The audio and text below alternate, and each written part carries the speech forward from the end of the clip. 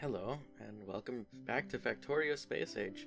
This is my first playthrough of Space Age, and it comes very shortly after my first time completing the base game. Before we jump into it, I'd just like to ask you to like, subscribe, share with your friends, and comment down below how you think I can improve my videos. I'm always looking to ascend in the YouTube algorithm and do better and make videos that more people will enjoy. Anyways, without further ado, let's get right into it. Immediately, the first order of business was to deal with our crippling power deficiency.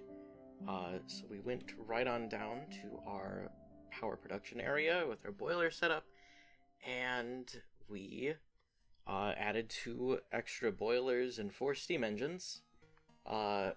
Although I'm not sure if that ratio is still accurate to Space Age, but it seems to work for now. Where'd I put my boiler stuff? Here we go. Bam, bam, bop, pow. And if you're scratching your head, wondering why on earth I thought simply adding 2 extra boilers to the setup was going to be anywhere near a good amount, you will be vindicated with that line of thinking later, because this does in fact come to bite me in the butt several times throughout the video. After temporarily dealing with our power problems, I then chose to increase the speed at which research is conducted by simply adding more of the research labs. And while I was down there, I realized that I was running low on science pack production. And after following the trail of what exactly was lacking, I came to realize that I was low on iron plates. What are we missing for green science? We're missing inserters. We're missing inserters because we don't have enough iron plates. We don't have enough iron plates because, yeah, that'll do it. Okay, we need to increase. So anyways, I went on up to where I was producing my iron, and I finished the furnace stack and added to my mining operation. And since I had just unlocked medium power pools, I was sure to upgrade the area just to make it look a little bit nicer.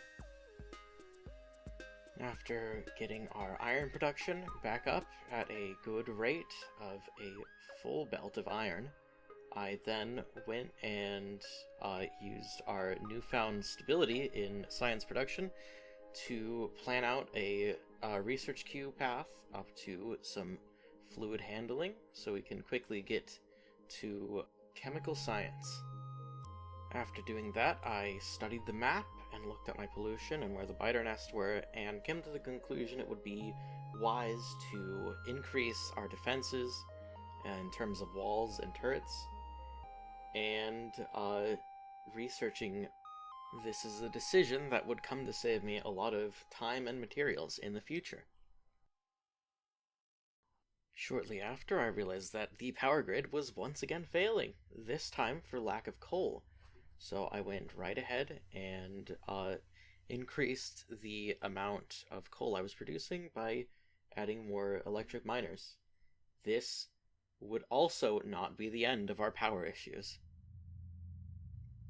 After dealing with the nearby biter population and dying in the process of spreading some freedom and democracy, I chose to go ahead and get started on our chemical processing by going to the nearby oil field and putting down some pump jacks. I'm a pure blood American, and I'm here to conquer this land for the democracy.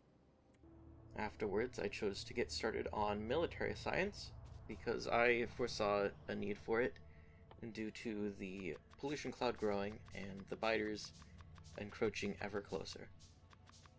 Not satisfied with being an inconvenience twice, the power problems chose to make themselves known once more.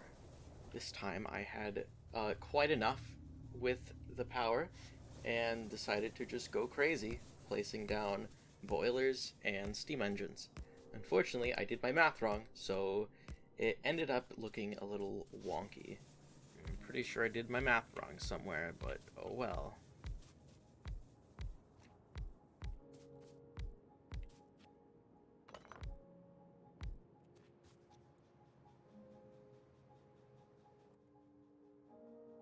I definitely did my math wrong somewhere.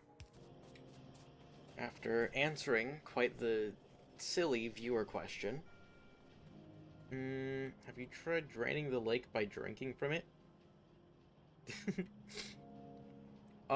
No, you in fact do not drink the lake. Please do not drink the lake. It's bad for your health.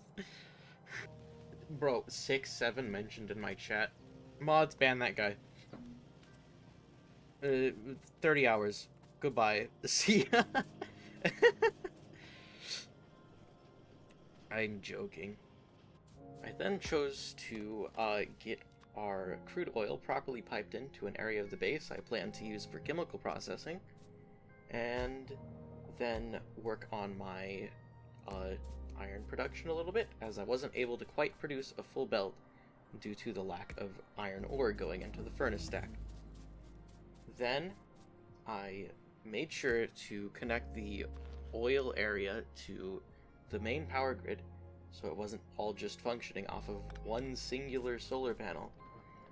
And then I found that I needed stone and stone bricks to be on the bus due to their necessity in production of walls for black science.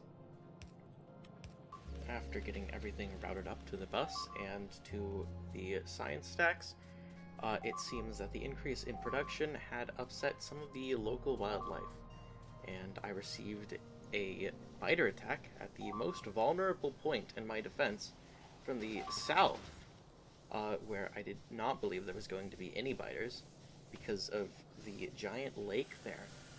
But it turns out there was a biter expansion party that didn't like my pollution and decided to attack my vulnerable power production boiler setup. After dealing with that, I got some chemical science started up properly and made some plastic and sulfur. I then used the plastic to make red circuits and then began production of the blue science stack, and then I produced my first blue science. Get that sulfur belted in.